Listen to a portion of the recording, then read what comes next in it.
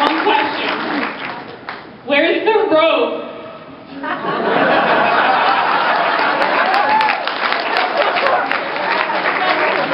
Well, if my nautical skills are holding up, they're keeping a chick captured in my closet. What's that? Willingly? Does it fucking not?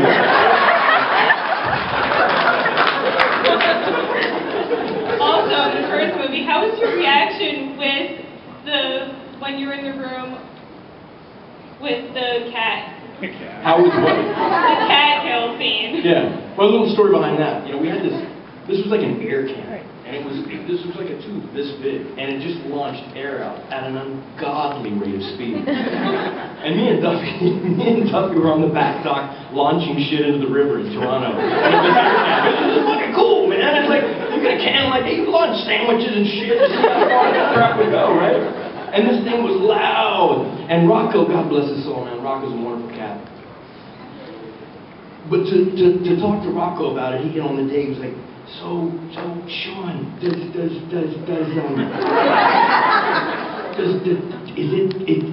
it gonna make noise? And I was like, no. Obviously what you would say to Rocco. He was like, okay. I was like, but you gotta act really scared. You gotta act really scared. He's like, okay.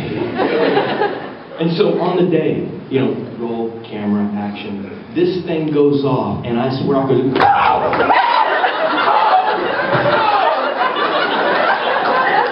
and he fucking thought we cut the camera. He thought shit went wrong. He thought something really fucking blew up. And that's why, like, in the scene, me and Norm were like, because we're laughing at fucking Rocco. Rocco fucking pissed himself. He looked, I don't know if you guys noticed, but he looked right down the barrel of the camera. He's like,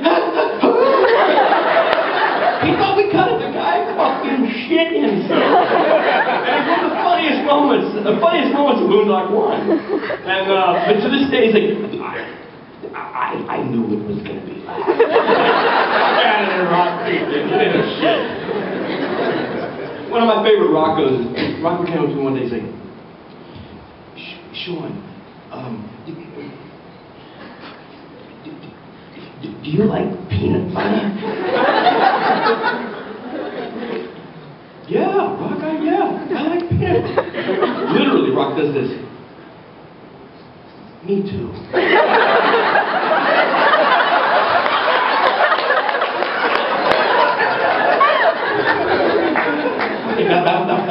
That was in my head. I'm like, that's not everything that he wanted to say. I'm like, hey, see ya. God bless you, Rocco. I love him.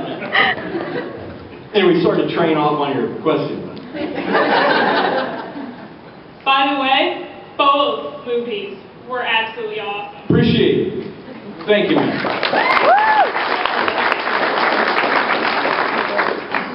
I want to be one of those rebels and not have a Boondock Saints question. Thank you. You got it. What was the Go sit next to the other cat. I'm kidding, man. I'm kidding. What was it like playing young Indiana Jones?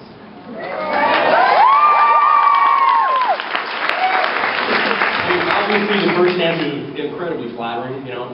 I mean, because when Raiders of the Lost Ark came out, that was probably, the opening 30 minutes of Raiders was probably the best cinematic experience I'd had to that date.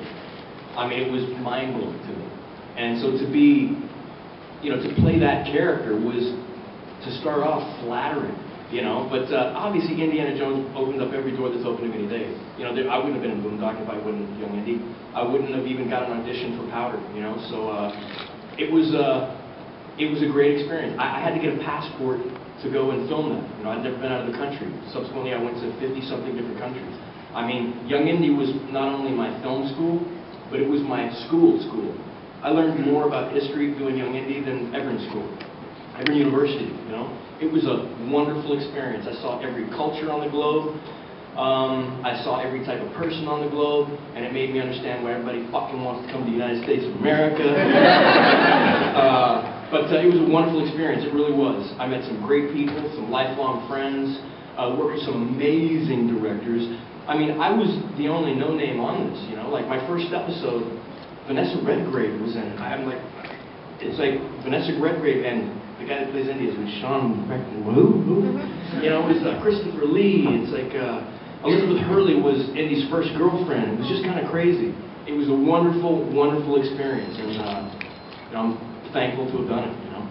And on that, one more question. I saw one of your 8x10s for Indy up at your booth. Did the makeup team actually put Harrison Ford's scar on your chin? Yes. Yes. Every single day. And it wasn't until like 3 years in that you realized on TV you couldn't fucking see it. But yes, and it was a prosthetic. This is a worm like that long. It was a little rubber worm that would glue to my chin that they did a whole life cast of my face for, which overkill. But yeah, they did. Thank you. You're welcome. My question is, what, besides Boondock Saints, what's your favorite movie that you've done? Powder without question. I love that. That's scripts like that are why you get into the business as an artist, you know. It wasn't the most fun on the day, you know, because it's kind of a cerebral role. But as far as an artist, everything kind of pales by comparison. That's why you get into the business, you know. I can still be watching that, like I want to go beat up the people who are being made with powder. Yeah. And second question, since he's not here, let's embarrass Norm. I want to hear the horse story. He's not here, we gotta embarrass him. Who here hasn't heard the horse story? Everybody's heard it. I've heard it. Oh, you've not heard the horse story. Do you not have Everybody, no lazy fucks. Who hasn't heard the horse story? Really, it's a shitload of people. I guess that one warrants the story.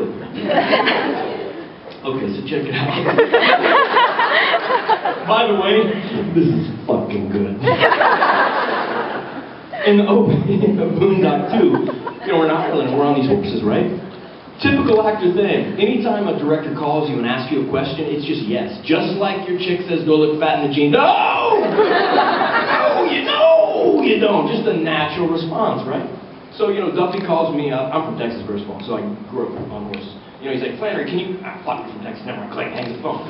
Calls Rita, right? He's like, Norm, can you know, opening scene, I'm riding, blah, blah, blah, can you ride a horse? Oh, God, equestrian. I obviously, Norm didn't even know the word equestrian, so I don't even know why I made that. He probably said some shit like, giddy up, yay!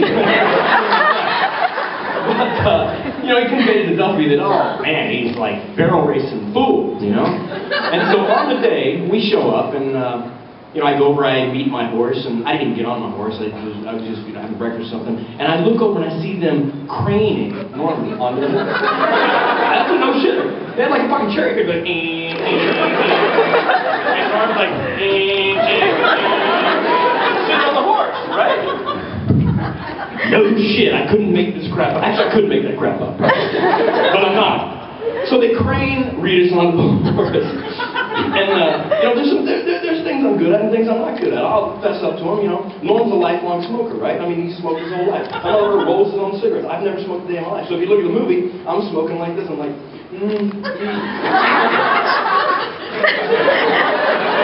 You know, Rita's, in the opening, you know, we have to roll our own cigarettes. Rita's is like...